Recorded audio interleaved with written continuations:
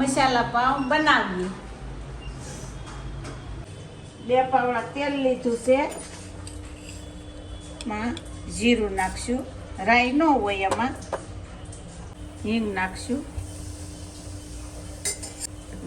હળદર નાખશું. પછી એમાં બટાટાનો માવો છે એ નાખી દઈએ. આપણે બરાબર હાવ મિક્સ થઈ જાય ને ત્યાં સુધી હલાવી લઈએ એટલે હાવ મિક્સ થઈ જાય. નિમક નાખશું.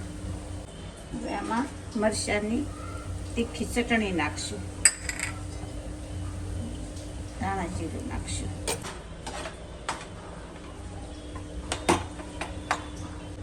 હવે લીંબુનો રસ નાખી દેવું. હવે ધાણા નાખી દેવું. હવે એને હલાવી બધું મિક્સ કરી તળેલું પછી માવો તૈયાર. આપણા પાઉંભાજીના પાઉં છે.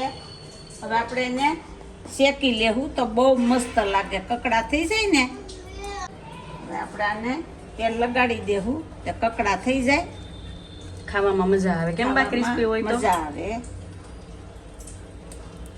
મસાલા પાઉં શેકેલા ન હોય પણ આપણે શેકીએ તો બહુ કકડા થાય મસ્ત લાગે. તો પાઉં શેકાઈ જશે. હવે એમાં આપણે મસાલો ભરી દેવું.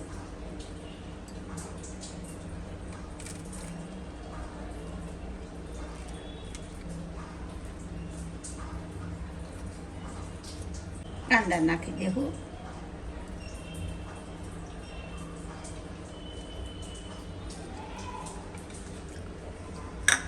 એમાં તીખી ચટણી નાખશું.